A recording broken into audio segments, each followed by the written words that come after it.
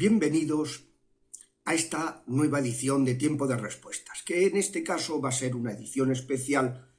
Como saben, habitualmente pues tratamos temas de actualidad, de dar una respuesta a temas de actualidad.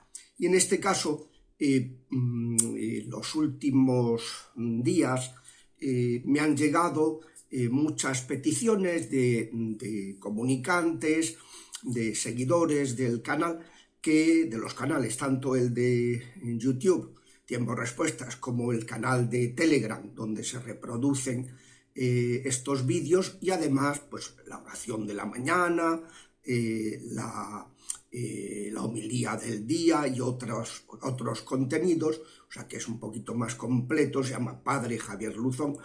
Y bueno, pues me han llegado muchas peticiones a propósito de un programa que ha salido en que se llama Que no te lo cuenten, en que se entrevista pues, a un teólogo mexicano, el padre Rogelio Alcántara, sobre todo el tema de la sanación intergeneracional.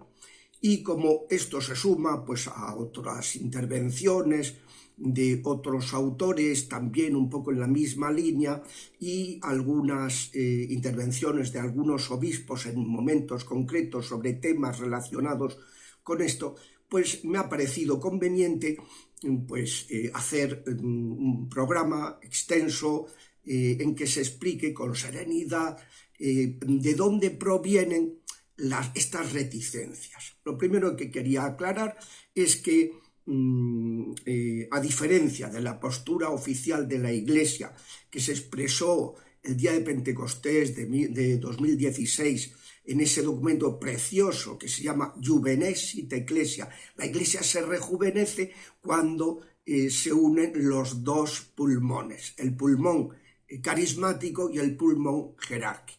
La jerarquía está al servicio de la vida espiritual, de los carismas, y los carismas tienen que enriquecer la vida de la Iglesia. Y de hecho así ha sido. Cuando, por ejemplo, la Iglesia, como explico en mi nuevo libro, Quo Vadis Ecclesia, cuando la Iglesia se convierte en una religión estatal, inmediatamente el Espíritu Santo mueve a San Antonio y a los padres de la Iglesia en Oriente a promover el monacato, para que surja un nuevo sistema de transmitir el Evangelio desde el ejemplo, desde la radicalidad evangélica, que eso pues ha contrapesado ciertas mundanizaciones del estamento institucional de la Iglesia, donde se metía, como consecuencia de ser una religión estatal, se metía un poco lo mundano, como explico pues en este libro, ¿no? Que eso ha ido dando lugar pues a un rechazo que ha acabado en la apostasía actual del mundo occidental, ¿no? Bueno, pues digo que en ese ámbito de lo carismático, la Iglesia pues explica que, como dice San Pablo en los capítulos 12, 13 y 14 de la Primera Corintios, pues el Espíritu enriquece a las almas, a los miembros de la Iglesia, con unos carismas. Y esos carismas han de estar informados por la caridad, capítulo siguiente, capítulo 13, y han de estar siempre dirigidos y supervisados, que es la misión del supervisor, episcopos, es el que supervisa, el que está mirando que se transmita fielmente la fe, ha de ser supervisado por la jerarquía. Cuando se produce ese maridaje, ese encuentro entre lo jerárquico y lo carismático, pues no hay ningún problema. La Iglesia se rejuvenece y en cada época vuelve a surgir el Espíritu, multitud de carismas, y siempre dentro de la sucesión de la jerarquía, de la sucesión apostólica, que son esas realidades que tienen que estar siempre presentes en la fidelidad de la Iglesia. Bueno, pues esa es la postura de la Iglesia ante estos temas. Pero yo comprendo que, claro, como durante siglos, así como en los primeros tiempos, lo carismático era lo habitual, Jesucristo no hacía más que milagros, expulsar demonios, y sus apóstoles 3/4 de lo mismo, para acreditar y verificar que esa realidad espiritual que no se ve, que es el perdón de los pecados, es cierta, ¿no? Pues, pero claro, en los siglos de cristianismo estatal, estos temas carismáticos han quedado muy reducidos al ámbito de los carismáticos, es decir, de los monjes, de los consagrados, de los que han recibido un carisma específico, especial, para servir a la Iglesia. Y en el ámbito institucional de la Iglesia esto ha estado pasando un poco a segunda fila y ha ocasionado pues que en temas relacionados con estas cuestiones carismáticas, como es la sanación intergeneracional, como es la sanación de recuerdos, que decía Juan Pablo II, como es la sanación de lugares, que decía Juan Pablo II, pues como es el tema de las almas fantasmas, de los fantasmas, como dice el ritual de exorcismos de 1614, te exorcizo todo fantasma, pues que estas realidades han quedado muy desconocidas y que resuenen un poco y pongan en prevención a la gente pues normal, a la gente dentro de la Iglesia que no ha sido instruida en estas cuestiones. Y esto es lo que está pasando con ciertos temas que ha resucitado, por así decirlo, o recuperado la renovación carismática católica. Como saben, pues los protestantes, al no tener sacramentos, han cultivado algunas comunidades eclesiales protestantes, han cultivado determinadas cuestiones de tipo carismático, y especialmente los que se llaman así, los pentecostales, los que quieren renovar la Iglesia pentecostalmente, según la Pentecostés, según el Espíritu. Y entonces estos pues han suscitado una serie de... han cultivado mucho lo que es la oración de liberación, la faceta exorcística, la oración de sanación, etc. Cosas que han estado siempre en el ámbito de la Iglesia, pero que han estado como en un segundo plano desde el siglo V, cuando la Iglesia pasa a ser una Iglesia estatal. Entonces, pues eso, afortunadamente, pasa a la Iglesia Católica esos, y por así decir, los aspectos retomados y potenciados que habían estado un poquito en segundo plano, pues el Espíritu Santo, que quiere renovar su Iglesia, pues ha hecho que se retomaran a través de la renovación carismática católica. Ahora bien, como eso tiene ese origen, pues no tiene nada de particular, que haya pequeños aspectos que haya que pulir. Y que por eso la Iglesia, que es la jerarquía romana, el romano pontífice, pues ha puesto un organismo que se llama Caris, al servicio de la renovación carismática católica para irles acompañando. Y entonces, en estas materias, pues se van discerniendo, se van viendo, pues cómo irlas puliendo. Yo siempre, si han visto mis vídeos, he sacado pues muchos vídeos respecto a determinados excesos que hay que tener en cuenta. Por ejemplo, el tema de la imposición de manos. Siempre he explicado que en la Iglesia, la tradición del pueblo de Dios, tanto en el Antiguo Testamento como en el Nuevo Testamento, imponer las manos es un gesto de autoridad que está reservado a los padres respecto de sus hijos y a los ministros respecto del resto del pueblo de Dios. Así se hacía en el Antiguo Testamento y en el Nuevo Testamento. ¿Qué pasa? Porque en el ámbito de la renovación carismática es muy común que todo el mundo imponga manos a todo el mundo. Y esto puede haber honrosas excepciones de personas que reciban un carisma específico, pero lo normal es que eso se corrija, porque no debe ser así. Lo mismo, pues, por ejemplo, en el ámbito de las oraciones, por ejemplo, las oraciones imperativas. Pues es muy frecuente que en libros de inspiración carismática aparezcan oraciones ofreciéndose a todo el mundo que son oraciones imprecativas, que imprecan a los demonios. Yo, con el poder de la sangre de Jesús, corto, ato, expulso a tales demonios o lo que sea. Eso está reservado a los ministros. Y en el año 1985 la sede romana sacó a través de la Congregación para la Doctrina de la Fe una carta a todos los obispos, a todos los ordinarios, todos los ordinarios y a los obispos diocesanos, una carta en la que les recuerda que está habiendo una serie de abusos, de excesos, más que abusos, excesos, por parte de laicos que hacen oraciones imperativas, se dirigen a los demonios en reuniones carismáticas. Y entonces que eso hay que corregirlo, porque eso no está autorizado en la Iglesia. En función de que hay honrosas excepciones, por ejemplo, Santa Hildegarda, Santa Catalina de Siena, son mujeres, y que son de las mayores exorcistas que ha habido en la historia de la Iglesia. Y sin embargo, pues ya digo, que salvo excepciones, teniendo en cuenta Hechos de los Apóstoles 19, en que esos hijos de Esceva se dedicaron a decirle el nombre de Jesús de Nazaret, a quien Pablo predica, salid de esta persona, le dijeron a un poseído, y entonces el demonio dijo, sabemos quién es Jesús, sabemos quién es Pablo, pero vosotros quiénes sois. Y les quitaron la ropa y les dieron una sobamanta de palos impresionante. Entonces hay que pulir ciertos excesos, ¿no? Por ejemplo, otro tema también muy carismático, el tema de los fantasmas. Pues en los rituales de la Iglesia se exorciza y se impreca a los fantasmas para que no perjudiquen, no perturben a la gente. Y sin embargo, pues ha habido pues como una reticencia, sobre todo porque en el siglo XX, la segunda mitad, el padre Amor, que ha sido un santazo, un tío estupendo, que ha sido el gran referente en materia exorcística cuando eso estaba totalmente abandonado, pues él pensaba que eso no existía.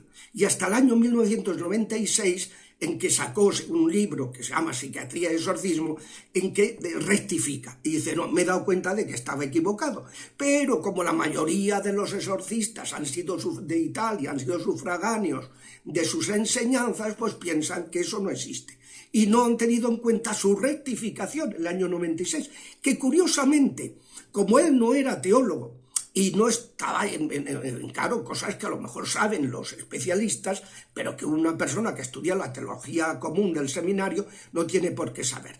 Que en el año 1326 o por ahí, el Papa Benedicto XII sacó una carta, una bula, en la que condena la postura intermediacionista, en la que dice que puede haber personas que mueren y están en un estado intermedio, como una especie de limbo, todavía no han sido juzgadas, y eso lo condena el Papa. Dice, no, la Biblia lo que dice es que al morir todos somos juzgados, y que no hay personas que sean juzgadas solo al final de los tiempos en el juicio universal. No, eso no es doctrina católica. Entonces el Padre Amor pues cayó en esa versión, porque al comprobar que sí que existían fantasmas, es decir, hay unos condenados y otros que están en el purgatorio, que no es ningún estado raro, son gente y que conecta con el mundo de los vivos, pues entonces sacó esa interpretación que no es correcta. Todo esto lo explico pues en el manual de las 6 puertas del enemigo, muy detalladamente, muy explicando siempre lo que es la doctrina católica cierta. Bueno, pues como digo, hay en estos temas que son temas pues muy de especialización, muy delicados, pues hay como una reticencia en ciertos ámbitos de la jerarquía católica, y a diferencia de lo que ha hecho en Roma, que Roma lo que hace es pulir y atender y encauzar las cosas para que sean, para no apagar el espíritu, sino pulir los excesos y ya está. Es curioso que ha habido 2 conferencias episcopales que en el año 2007 sacaron sendos, uno fue un obispo de Corea y otro fue la conferencia episcopal francesa, que sacaron sendos documentos, uno breve, otro un poquito más extenso, el francés, sobre este tema de la sanación intergeneracional, diciendo pues que no eran partidarios, cosa lógica porque claro, el obispo coreano se encontró en una reunión de estas carismáticas invocando a espíritus ancestrales, entonces imagínense la impresión, claro, si hacen cosas, claro, porque hay en ciertos países que tienen tradiciones hinduistas, tradiciones animistas, pues mezclan lo católico y lo animista y sale un batiburrillo que hay que corregir, como es natural, ¿no? Y la Conferencia Episcopal Francesa, unos peritos psicólogos dijeron que esto de la sanación intergeneracional podía ocasionar que la gente no asumiera sus responsabilidades y tal. Bueno, total, y que en el plano dogmático se podía confundir la doctrina católica sobre el pecado original. Para nada, pero bueno, lo plantean así y que, claro, y que entonces ¿para qué sirve el bautismo y la confesión? Pues miren ustedes, sirve para perdonar los pecados, pero no perdonan las consecuencias del pecado. Yo me bautizo y si tengo una enfermedad sigo teniéndola, y si tengo una inclinación sigo teniéndola, y me va a ayudar la gracia para ir luchando contra eso, pero no desaparece como dice la enseñanza católica, y basta con ver el catecismo de la Iglesia Católica que no desaparecen las consecuencias del pecado original. Bueno, entonces digo que en el año 2007 estas dos conferencias, este obispo y luego algunos otros obispos coreanos y la comisión doctrinal de la conferencia francesa de obispos franceses, pues sacaron sendos documentos. Y entonces, curiosamente, el cardenal Bertone, el secretario de Estado, pues tuvo un encuentro con los superiores de la renovación carismática, donde se aclararon multitud de cosas y donde se explicó pues, que se está en estudio pues, todo este tema de la sanación de recuerdos, de que decía Juan Pablo II, de la sanación de lugares, que es algo tradicional. En el ritual de exorcismos se exorcizan los lugares cuando están infestados, ¿no? La sanación intergeneracional, o sea, sanación de los ancestros, de los antepasados, la oración por los difuntos, que se está en estudio y tal, con toda paz, sin desacreditarlo y sin prohibir absolutamente nada, después de haber escuchado estas denuncias que hicieron en ese. Y luego, pues unos años después, en el año 2015, la conferencia polaca saca otro documento recordando estas ideas que ya habían mencionado estas otras dos conferencias, diciendo que no les gusta, que tal, que esto puede dar lugar a excesos y todo eso, y entonces, pues, justo al año siguiente, pues la Iglesia, el día de Pentecostés, dice, no, la postura no es rechazar a los carismáticos, no es rechazar las propuestas de oración, de alabanza, de sanación interior, de intercesión por liberación, etcétera, que están promoviendo la renovación carismática católica. Esa no es la propuesta católica, es la Juvenesit Ecclesia, la complementación de lo carismático y lo jerárquico en la Iglesia. La jerarquía está al servicio para pulir, para discernir, para ayudarles, y lo carismático está enriqueciendo la Iglesia. Por eso quiero decir que quería hacer esta introducción porque me parece que estas explicaciones que se han dado con buenísima voluntad, porque tanto lo que vamos a comentar de estos dos autores, que me parece conveniente hacerlo,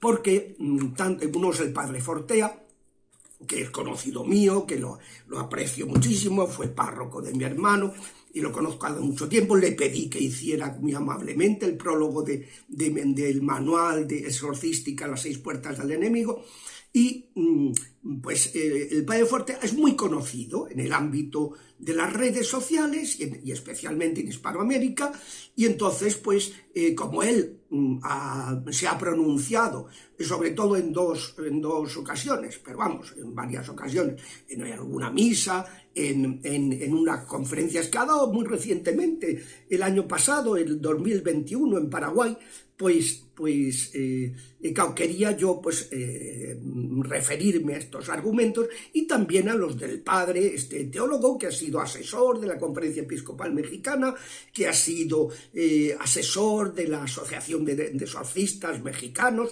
y que es un hombre pues que da una serie presenta una serie de observaciones y que me parece interesantísimas considerarlas, porque todo lo que se contribuya a pulir las cosas y a evitar excesos, ciertos excesos, ¿no? Pero al mismo tiempo aclarando que lo que es la sanación intergeneracional o la sanación aunque ahora no voy a extenderme en la sanación de recuerdos ni de lugares a los que se refería San Juan Pablo II, sino me voy a centrar solo en la sanación intergeneracional.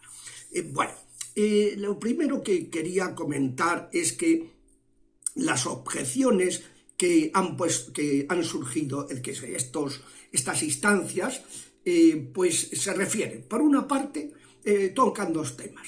Una parte, este tema de la sanación intergeneracional no está en la tradición viva de la Iglesia, cosa que es completa, que no se puede decir. Y lo vamos a explicar, voy a dedicar una segunda conferencia a explicar esa cuestión a fondo. Entonces ellos dicen pues que este tema surgió de un médico terapeuta que era un misionero anglicano que nació en China, que estudió en Edimburgo, en el Reino Unido, y que, influido por el pensamiento chino de donde él procedía, concluyó que existía una conexión entre ciertas enfermedades y las fuerzas del mal. Vamos, concluir eso pues es como descubrir la pólvora, porque, oiga, el mal entró en el mundo por el pecado original. Todo, en el origen de todo mal están siempre los demonios y está nuestro pecado cuando le abrimos las puertas con nuestros pecados.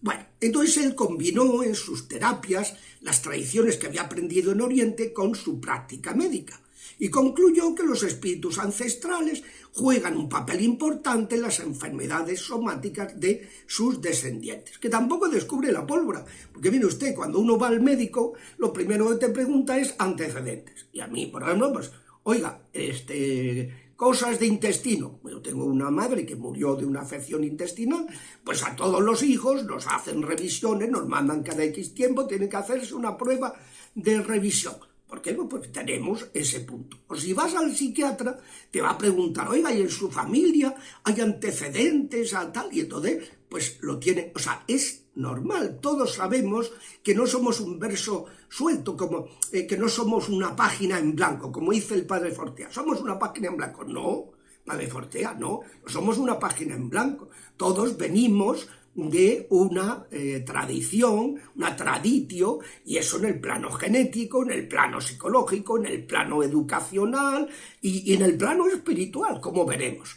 Que ellos piensan que se heredan otros temas, pero en el espiritual no se hereda. Bueno, pues vamos a ver que eso no es así. Pero entonces somos una página en blanco. ¿Cómo una página en blanco? Ya me gustaría a mí ser una página en blanco, pero todos cargamos con muchas cosas positivas de nuestros antepasados, pero también con cosas negativas. Todos, en nuestro carácter, nuestros genes, pues eso discutir eso es, vamos, no se le ocurre a nadie que tenga un poco de formación. Entonces, pues hay unas herencias genéticas, que eso es distinto de las herencias epigenéticas, las espirituales. Pero bueno, este doctor, Kenneth McCall, pues él tenía estas ideas y entonces pues influyó en el ámbito anglicano, de ahí pasó al ámbito pentecostal y de ahí luego pues ha habido referencias en el mundo católico a través de la renovación carismática católica. Entonces, pues, se dice que ese es el origen. No, mire usted. Este señor, por así decirlo, subrayó y pudo influir y pudo poner de moda, pero algo que, como veremos, ha estado en toda la historia de la Iglesia, la oración por los difuntos, las consecuencias de los pecados graves de los antepasados en sus descendientes, etc. Todo eso está en el Antiguo y Nuevo Testamento y lo vamos a ver detenidamente. Luego también pues se dice, bueno, es que el padre Robert de Grandis, que han sido los dos referentes quizá más han sido el padre Robert de Grandis en su libro Sanación Intergeneracional y luego pues el padre John Hamps, Sanar tu árbol genealógico, que pues tenía una gran experiencia y entonces la reflejo en ese libro, que es curioso porque lo llamaron 5 obispos de Estados Unidos, y digo, oye, ¿esto qué sacas aquí? ¿Qué es? Y en cuanto se lo explico, pues fueron unos promotores de esa oración de sanación intergeneracional, unos promotores importantísimos de ese tema. Luego la segunda, o sea que por una parte se dice esto no está en la tradición de la Iglesia y esto es una cosa que ha surgido de este señor que estaba contaminado por lo oriental y lo que sea. No es así. Vamos a ver que no es así. Lo que dicen el padre de Grandis y el padre de Hamps son cosas muy sensatas y que pueda haber alguna expresión un poco de algún que haya que matizar, por supuesto, porque en estos temas pues hay que ser muy precisos, pero no achacarles lo que ellos no han dicho. Y lo mismo, pues el segundo tema, que es decir, bueno, que hablar de este tema es decir que el sacramento del bautismo y de la confesión no perdona los pecados. No, señor, si es que las herencias intergeneracionales no son pecados. Y una de las cosas más lamentables es que dice, están hablando de pecados intergeneracionales, que no hay pecados intergeneracionales, el pecado es personal. La Iglesia explica pues que sí, que existe lo que se llama el pecado social, que son estructuras de pecado, pero no es que sea propiamente un pecado, sino que la suma de muchos pecados de muchas personas crea un ambiente social, pero que eso no es propia y estrictamente un pecado. Y aquí no se habla para nada de pecados intergeneracionales o maldiciones, como dice el padre Fortea. El padre Fortea habla de maldiciones. No, señor, hay maldiciones, hay herencias malas porque se ha hecho una maldición, porque se ha hecho una consagración, pero hay muchas herencias malas porque ha habido un pecado muy grave que ha causado un trastorno, el que lo comete no se arrepiente, muere con esa deuda pendiente, y mientras no se salda esa deuda, pues eso puede estar influyendo, como veremos, dice la Biblia, en los descendientes. Bueno, vamos a tratar ya pormenorizando el caso del padre Fortea en primer lugar. Como digo, él habla de maldiciones, y ya digo que no, que aquí no estamos hablando de maldición. Maldición es una de las posibles consecuencias, pero muchas herencias intergeneracionales que recibimos de nuestros antepasados no es por una maldición. Que una persona tenga una enfermedad biológica, genéticamente transmitida, no es una maldición, es simplemente pues que, oye, las cosas se transmiten, ciertas cosas por genes. Lo mismo en el plano psicológico.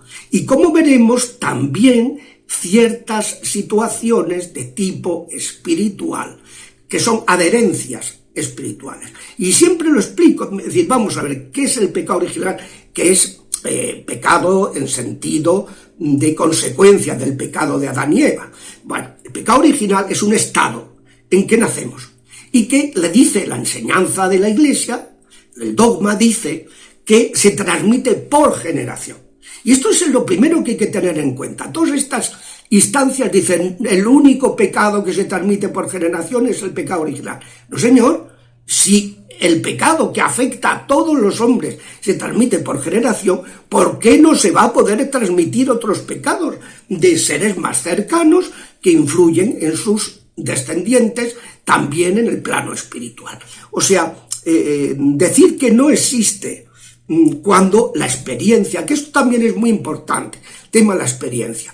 Los que hemos ejercido el ministerio exorcístico durante años, pues tenemos la experiencia de muchos de estos temas, nos hemos encontrado con fantasmas, hemos tenido que exorcizarlos y reprenderlos para que no molesten en casas, a personas, etc. Nos hemos encontrado con herencias de los antepasados, nos hemos encontrado con consagraciones que habían hecho un masón que había consagrado a sus descendientes a los demonios, a Lucifer, a Baphomet, a quien sea, ¿no? A Satanás, etc. O sea, para adquirir poder, ¿no? Es decir, la experiencia es muy importante. Y hay cosas que se pueden discernir, pues un psicólogo que saca una opinión, pero ¿tú qué experiencia tienes de estos temas? Hay que escuchar también a las personas, y cuando en la revelación carismática tienen esa experiencia intensísima de cómo le ayuda a la gente y cómo lo siente. O sea, y una de las cosas que más me llaman la atención es cómo la gente, cuando hace estas oraciones, lo que experimenta. Y lo que ayer precisamente me manda la webmaster, le mando este correo de un señor, dice que quería escribirle para darle testimonio del milagro que es ahora en mi familia. He rezado la oración del proceso de sanación intergeneracional, y mi hermano, que estaba totalmente enfrentado a mis padres desde hacía muchísimos años, sin que ninguna explicación natural, se han reconciliado, llevan unos meses estupendamente y esto nadie lo entiende. Y claro, yo que sé lo que sí que he rezado, pues sí sé lo que ha pasado y lo que tal. O sea, son temas que hay que tener experiencia. Y que, pues hombre, esto como el que dice, me acuerdo de en una entrevista que le hicieron al padre Fortea, preguntó, oiga, ¿y esto de la posesión es frecuente? Y él decía, no es nada frecuente, yo me puedo encontrar en un año con 4 o 5 casos. Digo, bueno, padre Fortea, porque usted no es exorcista, y usted ha ejercido el exorcismo ad casum cuando le han encargado, pero usted no ha estado, yo he estado durante años atendiendo 55 sesiones semanales. Que me digan que eso no es una realidad frecuente, pues no, hay que tener experiencia de los temas y no hablar de ellos, pues porque pensamos, etcétera, ¿no? Entonces, bueno, pues vamos a ver, el padre Fortea lo que viene a decir es lo siguiente, y tiene una postura en este tema de la sanación intergeneracional diciendo, es un tema opinable. Cosa que creo que es importante, que lo primero que partir de ahí, no como pasa con el padre Alcántara, que dice, hombre, no, esto es un tema que no, esto es un tema opinable en la Iglesia. Y que de hecho, como hemos dicho, en el año 2007 sacó la Renovación Carismática un documento explicando que están en estudio, no han sido reprobados ciertos temas, ciertos puntos que, bueno. Entonces, pues, Fortea dice, por una parte, hay textos bíblicos que hacen pensar que sí que existe. Por ejemplo, el texto de Éxodo 34, 6 y 7, cuando se menciona el decálogo, y entonces, al hablar del primer mandamiento, dice, soy un Dios celoso que no deja sin castigo la iniquidad de los padres en los hijos hasta la 3ª y 4ª generación. Entonces, pues luego pues hay otros casos pues parecidos que se vuelve a recordar todo esto y menciona pues distintos momentos, la rebelión de Coré, Datán y Abirón, y que murieron todos y sus familias, la murmuración de Miriam, la hermana de Aarón y de Moisés, que, bueno, pues castigos llamativos, dice el padre, para un pueblo muy rudo. Pero claro, como ahora ya somos menos rudos, pues ahora ya no hay esos castigos. No, porque no se trata de eso. Es que existe esa realidad. Y lo que hace la revelación es mostrar el porqué, a qué puede deberse. Porque Dios no hace el mal para obrar un bien, no, Dios no realiza el mal, Dios lo que hace es respetar. Y cuando le hemos dado poder a los diablos, pues permite que los diablos nos ataquen cuando el Señor ve que puede ser conveniente para nuestra corrección. Pero Dios no es el que hace el mal lo hacen los demonios, y nosotros les abrimos las puertas. Luego el padre Fortea pues dice que en contra de eso también está, que siglos después, y esto fue en los tiempos de Moisés, o sea, en el siglo XV, dicen ahora los últimos arqueólogos, que es cuando se produjo el Éxodo, en 1450 y tal. Bueno, pues sea debido a lo que fuere, pues que siglos después, en los tiempos del siglo VI, o sea, 9 siglos después, pues Ezequiel y Jeremías, pues dicen que, oye, nada de declinar la responsabilidad personal, que los padres comieron agraces y los nietos sufrieron la dentera. No, ya no se dirá más esto, cada uno cargará con sus consecuencias. Y entonces el padre Fortea, que también luego el padre Alcántara vendrá a decir lo mismo, pues eso se cancela unos siglos después, que Dios pues es misericordioso. No, si en todo el Antiguo Testamento Dios aparece como misericordioso y como un Dios amor y como un Dios, piensen en Isaías este domingo pasado, la desposada, ya no será más la abandonada, será, bueno, pues eso, Dios que se vuelca con nosotros. Entonces, pues dice, no, se avanza, ya Dios no castiga, sino que ahora ya cada uno carga cosas. No, en cada época se insiste según los problemas. Y no olvidemos una cosa, este argumento temporal de evolución se viene por tierra cuando uno ve que en el Deuteronomio se habla de que los padres cargan y los hijos cargan uno con sus propias deudas, y no en los otros. O sea, si en los mismos tiempos de Moisés se está diciendo lo que luego subrayarían Ezequiel y Jeremías, pues eso quiere decir que no se está que la interpretación temporalista no es adecuada, porque ya hay como según ellos, una oposición, y no hay oposición ninguna, simplemente que hay ciertos pecados que tienen consecuencias, y que eso no quita que cada uno sea consciente de que tiene que ser responsable de sus actos y no declinar su responsabilidad en sus antepasados. Que eso sí que es cierto, y que estos son, claro, peligros, excesos que se pueden producir, que en la mentalidad, no, yo todo lo malo que me pasa se lo de... No, señor, tú tendrás una responsabilidad, y puede haber que también estés cargando con responsabilidad de tus antepasados. Por tanto, el padre Fortea pues viene a decir eso en una de sus homilías, que olvidaos de las maldiciones, no existen, cada uno somos una página en blanco. No, de página en blanco nada, todos arrastramos en el orden biológico, en el orden psicológico, en el orden psicosocial y en el orden espiritual, lo vamos a ver también.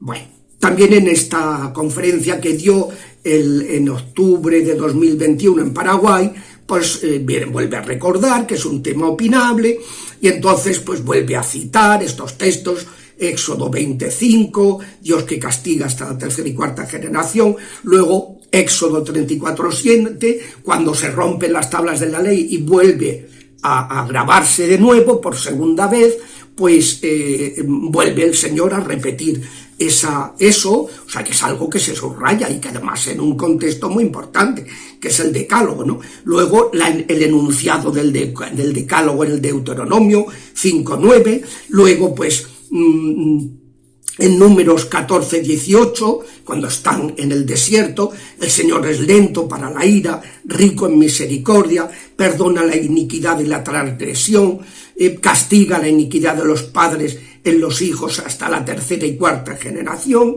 y cita pues como en los pasajes del libro de los Números, de la rebelión de Coré, Datán y Abirón, pues la tierra los tragó con sus descendientes, ¿no? Dice, bueno, pues esto eran momentos especiales, y pues sí, todos los especiales que queramos, pero es que ha habido luego en la historia de la Iglesia momentos especiales en que ha vuelto a pasar lo mismo.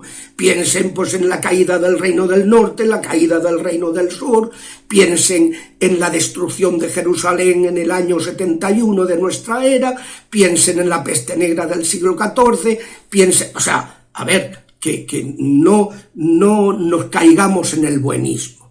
Piensen que está profetizado que cuando los gentiles, las naciones, rechacen al Mesías, habrá una purificación, habrá la gran tribulación, que dice Jesús en Lucas 21, Marcos 13 y Mateo 24, como no la ha habido desde el comienzo del mundo, ni la habrá. O sea que vamos a dejarnos de buenismos, porque no, en todas las épocas Dios es a la vez justo y misericordioso.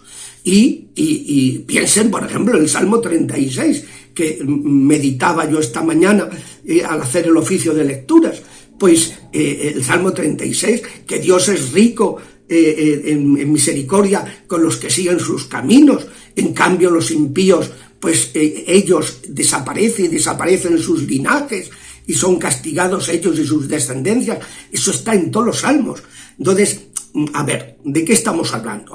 No se puede uno limitar a citar 3 textos y olvidar pues que en toda la Sagrada Escritura se está hablando de esta realidad, de las consecuencias, que hay pecados que son especialmente graves y que repercuten más que otros pecados. Bueno, bien. Ya digo que este criterio temporal anulacionista se echa abajo con el texto de los tiempos de Moisés, el Deuteronomio 24:16, donde ya dice lo mismo que dirían 9 siglos después Jeremías y Ezequiel. Los padres no morirán por los hijos, dice Deuteronomio 24:16, ni los hijos por los padres. cada uno morirá por su pecado. Luego el padre Fortea se plantea pues, que puede haber excepciones, pues como pasa pues, en esos momentos de que ya se han citado, o que pasan pues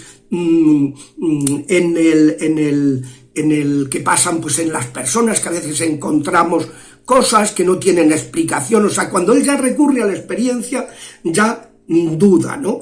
Pero sigue manteniendo que esta doctrina de la sanación intergeneracional, que él llama maldiciones intergeneracionales, y que no son solo maldiciones, pues esta doctrina se basa solo en 4 versículos anulados después, cosa que es completamente incierta, y que no tiene, por tanto, un suficiente fundamento. Bueno, pues ya digo que este planteamiento, pues dice, en los 31.000 versículos de la Sagrada Escritura no hay más. No, señor. En los 31.000 versículos de la Escritura hay constantes referencias a las consecuencias de los padres y los hijos. Desde Caín y Set, que son los 2 hijos de Adán y Eva, varones, que van teniendo unos una saga pues nefasta, y otro, hasta que se mezclan unos y otros y son destruidos con el diluvio, ¿no? O sea que los tiempos de Sodoma y Gomorra, los tiempos de la Torre de Babel, que todo ese desarrollo tecnológico se les viene por tierra, por su pecado, etcétera. O sea, si es que no hay otra, si es que uno ve pues toda la época de la monarquía, con las idolatrías y las consecuencias que fue teniendo. Cuando Natán le dice a David, por haber hecho esto, la espada no se apartará de tu linaje. ¿Eso significa que todos los hijos de David tuvieran que ser asesinos y tal? No, pero que la espada no se apartaría de su linaje, que eso iba a tener consecuencias. Lo mismo que cuando Salomón incurre en la injusticia, incurre en la idolatría, por casarse con 700 mujeres hijas de reyes y 300 concubinas, todas paganas. Qué curioso, ni una era judía. Pues al casarse con ellas, pues entonces se produce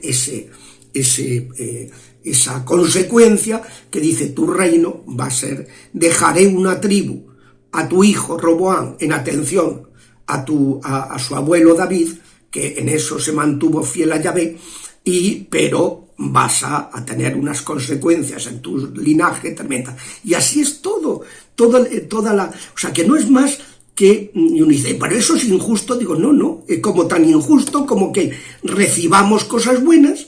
No, es que somos todos... Dios ha querido que el género humano se propague por generación. Y se transmite lo bueno y se transmiten cosas malas. Dios, que es misericordioso, lo bueno, dice, se transmite hasta 1000 generaciones, siempre. En cambio, por los méritos de Cristo, ha puesto un coto a lo malo, solo hasta la 3ª o 4ª generación. Así, si repite el pecado, pues entonces ya se amplía. Por eso, en oraciones intergeneracionales se menciona hasta la 10ª, la 15ª generación, porque puede comprobarse al realizarlas que ha habido una repetición del pecado, y entonces pues se ha prolongado la herencia durante más tiempo. Bueno, ya digo que esto, que hay que hacer la escritura, pero esto lo mencionaremos en la segunda parte, pues hay que interpretarla no agarrándose a 2 textos, sino a 5 textos, sino pues hay que verla, como habla el magisterio de la Iglesia, la unidad de toda la Sagrada Escritura. Bueno, quería también referirme a la ponencia que el padre Rogelio Alcántara dio sobre sanación intergeneracional. Él matiza, porque al final de su charla dice, bueno, yo creo que no existe las herencias intergeneracionales, lo llama pecados ancestrales. No, si es que no estamos hablando de pecados, estamos hablando de herencias. Claro que no hay pecados intergeneracionales, eso no sería católico. Y cuando se interpreta así hay que aclararlo para no tal. Pero él al final, en contra de lo que dice el padre Fortea, dice sí, existen maldiciones, existen consagraciones, ancestrales y existen pactos con los diablos que repercuten, que por ejemplo pues le entrega un descendiente para adquirir más poder y que repercuten en los descendientes. Entonces, pues él dice que sí, que todo eso existe, pero que con los sacramentos, con la lucha ascética, no tenemos que preocuparnos de más. Y no, con eso estamos protegidos. Y no. Como yo expliqué en el libro de las 6 puertas, la tercera puerta, que es el rencor, la quinta puerta, que son las heridas afectivas, y la sexta puerta, que son las herencias de los antepasados, también nos influyen. Y no debemos olvidar el libro de Job, en que los amigos de Job le dicen: tú tienes que haber hecho algo, porque si te está pasando algo, esto malo, es porque algo habrás hecho. Y Job dice: pues yo no soy consciente. Y Dios interviene en el capítulo 42 para reprender a los amigos de Job, es decir, estáis totalmente equivocados. Es el diablo el que lo ha atacado. Hay problemas que tenemos en la vida de los que no somos responsables, por maldiciones, por herencias afectivas o por herencias de los antepasados, que son las 3 puertas de las que uno no es responsable. Entonces, bueno, pues hay que tener en cuenta toda esta cuestión. El padre Rogelio pues viene a recordar un poco, decir, bueno, pues que a mediados del siglo XX el doctor McCall, pues dicen práctica esotérica para sanar ancestros, la usa para su terapia conductual, y entonces promueve en el ámbito, bueno, anglicano, pentecostal y católico, tal, le da esa interpretación que es la que había dado en el año 2015 la Conferencia Episcopal Polaca. Pues no, o sea, esto no tiene por qué. Una cosa es que se haya puesto de moda en determinados ámbitos, pero esto tiene una tradición dentro de la Iglesia. Dice, esto no está en los padres. Bueno, no están los padres, está en los primeros siglos de vida de la Iglesia, todo lo carismático, ¿no? No está en Santo Tomás, cuando resulta que en la segunda, cuestión 108, que él cita, Santo Tomás se refiere a una interpretación de por qué los padres, los hijos, o sea, son temas que se ha planteado la teología católica, dando unas opiniones, dando otras, pero que ha estado presente, no está en los concilios, oiga, los concilios que definen el pecado original, y los que hablan de la comunión de los santos, y los que hablan de la comunión en el pecado, como decía la exhortación apostólica de Juan Pablo II sobre reconciliación y penitencia, explica que hay una vinculación no solo en el bien, sino también en el mal. Lo veremos en la segunda conferencia. Entonces, pues él dice que esta postura es insostenible filosófica y teológicamente. Yo no estoy de acuerdo, y soy filósofo y soy teólogo. O sea que soy premio extraordinario, fin de carrera en filosofía, con la tesis de licenciatura sobre la libertad en Santo Tomás. Soy teólogo, doctor en teología, he sido profesor de antropología cuando era profesor en la Universidad Civil, he sido profesor de antropología teológica y de introducción a la Sagrada Escritura durante muchos años. Entonces, me parece que decir que esto no. Y de hecho, por eso he querido dedicar este análisis filosófico y teológico.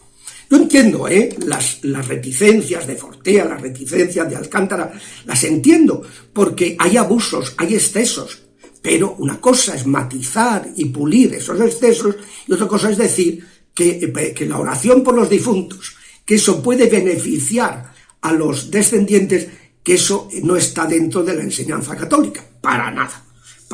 Y lo vamos a ir viendo. Bueno, el que le entrevista le dice, bueno, sí, puede ser que el alcoholismo, la droga, pueda repercutir en el hijo, pero lo espiritual, pues no, porque no se transmite lo espiritual. Vamos a ver, una de las cosas fundamentales de los dogmas es la unión sustancial de alma y cuerpo. Hay 4 concilios que lo mencionan. unión sustancial, que nuestro espíritu no es un espíritu adherido a un cuerpo, si es un espíritu corporeizado, que es distinto y que es distinto del espíritu de los ángeles, y que nuestro cuerpo no es un cuerpo como el de los animales, sino que, como explico yo en mi manual de antropología sexual que publiqué en el año 1998, Amar con el cuerpo, nuestro espíritu, nuestro cuerpo es un cuerpo espiritualizado, y explico las notas personalistas, espiritualistas de nuestro cuerpo, que lo diferencian de los animales, y por eso cuando nos ponemos enfermos no solemos ir al veterinario, salvo excepciones, cuando no queda más remedio, ¿no? Vamos al médico, porque funciona distinto. Aunque haya una analogía, pero funciona diferente, ¿no?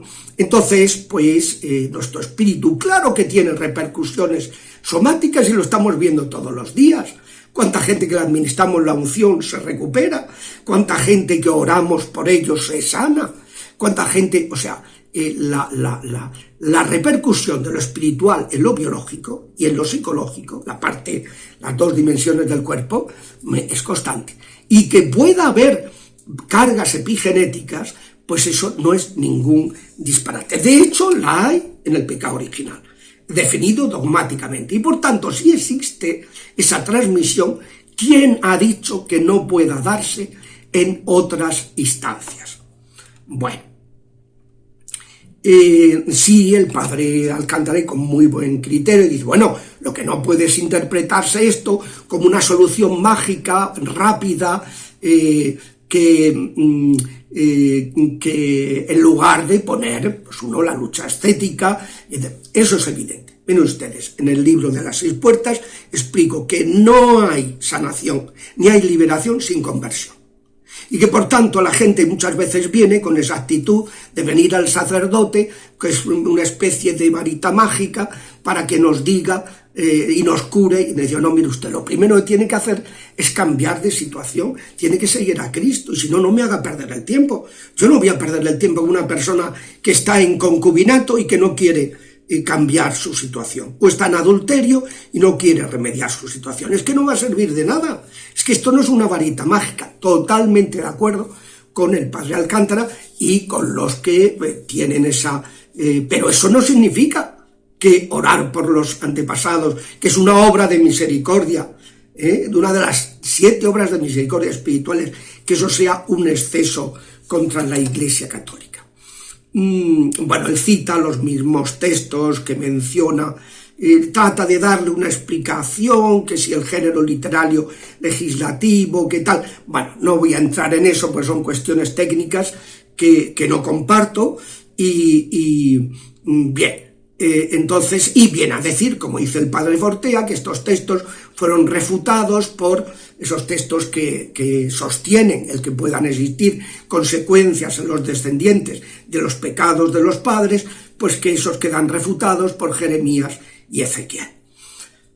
Bueno, y dice, bueno, viene a concluir que le pregunta Javier, el de que no te lo cuente, le pregunta, bueno, entonces, ¿por qué la autoridad eclesiástica no corrige? Entonces dice, sí, esto ha sido condenado por 3 conferencias episcopales. No, pues mire usted, ha habido esos 3 pronunciamientos, pero simultáneamente ha habido por parte de Roma, pues un decir, no, esto no es condenar, esto es encauzar, y esto es pulir, que es distinto. Como he dicho, que en el año 2007, cuando las 2 conferencias episcopales francesa y coreana se pronuncian en contra, Roma habla, aclara y ya está, y no ha pasado nada. Y cuando en el 2015 la polaca vuelve a la carga, pues en el 2016 la Iglesia vuelve a decir que hace falta complementarse y no combatirse las instancias jerárquicas y la instancia carismática. Y acaba su entrevista hablando de que sí que reconoce que por lo menos el tema de las maldiciones, los pactos con los diablos y las consagraciones diabólicas, que sí que existe herencias. Entonces yo me pregunto, pero si usted, como asesor de la Asociación de Exorcistas, ha tenido conocimiento de esa realidad, pues, y entonces sí reconoce que puede haber una transmisión espiritual, ¿por qué la niega? Que los pecados graves no retractados puedan repercutir también negativamente, sin haber ninguna maldición, ni consagración, ni pacto diabólico, puedan repercutir, porque el pecado grave es como un modo de abrir las puertas al enemigo. No, ¿cómo no? Es un modo de abrir las puertas al enemigo. Bueno, son esas cosas confrontaciones, pues que hay que aclarar.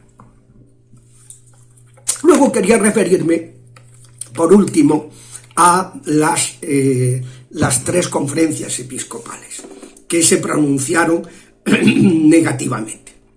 En primer lugar, la conferencia de los obispos franceses, que sacó una nota doctrinal, nada más que una nota, o sea que tampoco es ningún, pero bueno, entonces a petición de varios obispos preocupados, pues hemos querido hacer esta nota sobre enfoques psicológicos que nos parecen que pueden ser negativos, la pérdida de responsabilidad, y enfoques dogmáticos que pueden ofuscar la doctrina sobre los sacramentos, sobre el pecado y sobre el pecado original en la Iglesia, cosa que vamos a aclarar que no es así. Entonces, bueno, pues saca una nota que es extensa, en la que se hace un juicio desde el punto de vista psicológico, que, como digo, viene a buscar soluciones rápidas y externas, que en lugar de un diálogo terapéutico, los psicólogos peritos que intervienen, pues dicen, nosotros somos partidarios del diálogo terapéutico, ¿vale? Muy bien, pues si nadie dice que no, pero ¿por qué vamos a excluir también la oración? Si es que los problemas hay que atacarlos desde las 3 instancias. Yo se lo digo a la gente. Mire usted, el Papa, una de las cosas que está diciendo es que uno de los principales errores que cometemos los curas es que viene una persona con un problema que tiene una fragilidad psicológica y que tiene un problema espiritual, y descartamos lo espiritual porque exista lo psicológico. Y dice, no, si es que muchas veces van unidos. El demonio aprovecha la fragilidad para atacar, pues son perezosos, van a lo fácil. Y a veces provocan esas distorsiones psicológicas con sus ataques. O sea, no se debe separar. Los problemas hay que atacarlos. Si una persona tiene un problema, habrá que ver si necesita una medicación, habrá que ver si necesita una terapia psicológica, y desde luego habrá que rezar para que todo eso funcione, entre comillas, para que todo eso dé el mejor resultado, y acudir al médico divino, que es el que más cura, como es la experiencia de los que oramos por sanación a la gente. Pues te piden oración, tú intercedes, y cuántas veces, yo que soy capellán de un hospital, cuántas veces llego a una planta, me dice, padre, venga, ¿se acuerda de ayer que estuvo usted con fulanito que estaba a punto de palmar, estaba ya pre-exitus, que llaman, a punto de irse? Pues entra en la habitación, y entras y está el tío leyendo el periódico. Le habías administrado la unción, y dice, hay que ver la unción, te dice la enfermera. Digo, pues claro, pues si es que es así, o sea, hay que poner los 3 remedios: remedio espiritual, remedio psicológico, remedio biológico, según los casos. Luego hace una propuesta desde el punto de vista, una valoración, un juicio desde el punto de vista dogmático, diciendo pues que puede repercutir negativamente en la concepción sobre el pecado, sobre los sacramentos, cosa que ya explicaremos que no es así. Luego, el obispo de Corea, Paul Choi, de Suwon, que es una diócesis de Corea, emitió una directiva pastoral. Claro, pues el hombre fue a una reunión de estas, se encontró que invocaban a ancestros, y claro, si están mezclando las creencias de, por ejemplo, de la reencarnación, de tal, claro que todo esto tiene el riesgo de que se pueda interpretar mal, pero lo que hay que hacer es aclararlo, interpretarlo dentro de lo que nos ha revelado nuestra Madre Iglesia, ¿no? Y de lo que ha definido tal. Dice, no se puede mezclar la doctrina católica con otras enseñanzas locales y tal, y que esto no está en la tradición de la Iglesia. Vamos a ver que no es así, ¿no? Bueno, habla de este obispo coreano de que se heredan los pecados de los antepasados, que no, que nadie habla de heredar pecados, lo que se heredan son las consecuencias de los pecados de los antepasados. Y dice que, bueno, que el bautismo y la confesión nos quita el pecado, sí, pero no las consecuencias. Bueno, dice esto, en el fondo es una interpretación incorrecta de la doctrina del pecado original y una visión incorrecta del mundo venidero que pueden combinarse con el chamanismo. Digo, pues claro que puede combinarse, pero no la oración en sí misma. Finalmente, y con eso ya acabo la conferencia porque hemos ya alcanzado la hora, está la intervención del 5 de octubre de 2015, poco antes de que luego la Iglesia se pronunciara sobre lo carismático, en el 2016, el día de Pentecostés, pues esta intervención de la conferencia episcopal, donde dice que esto, bueno, pues que ha aparecido del doctor Kenneth, y que, bueno, que las cosas que dice el padre Robert de Grandis, pues en su sanación intergeneracional, pues que están tomadas de unas cosas que ha condenado la Iglesia en su documento sobre la nueva era del año 2003, que ahora se van a cumplir 20 años, ¿no? Y no es así.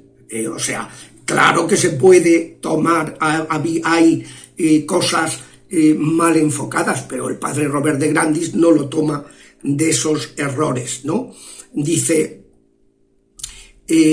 vuelve a decir que si el doctor Kenneth Mahal, pues fue el origen de todo esto. No, él lo pone de moda, pero no es el origen. Esto es un tema, la oración por los difuntos, la comunión de los santos, las consecuencias del pecado, pues es un tema que está totalmente, como vamos a ver la próxima charla, en la tradición de la Iglesia.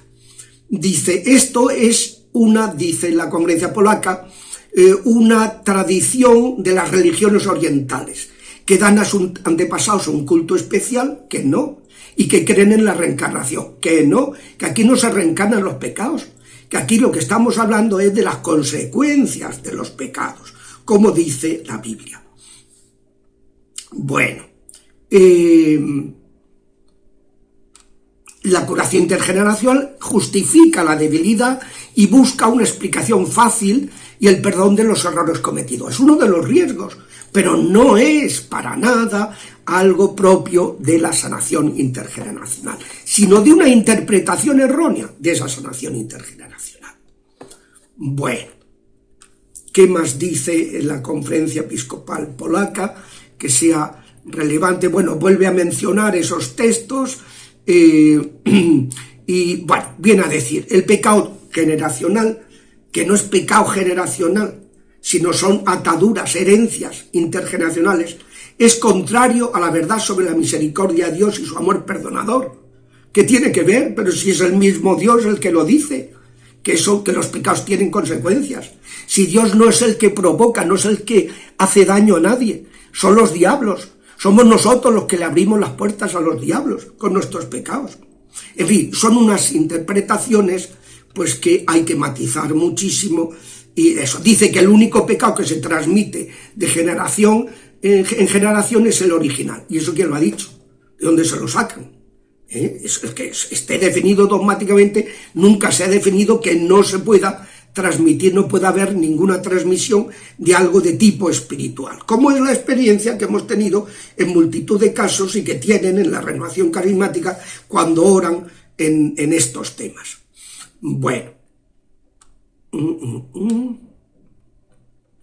bien, en síntesis, este es el tema que quería plantear y que lo dejo aquí, y que ya en la próxima conferencia pues veremos cómo la sanación intergeneracional se enmarca perfectamente dentro de la tradición viva de la Iglesia y cómo la sanación intergeneracional no se opone para nada a la doctrina de la Iglesia sobre los sacramentos, sobre el pecado original. Hasta la semana que viene, si Dios quiere.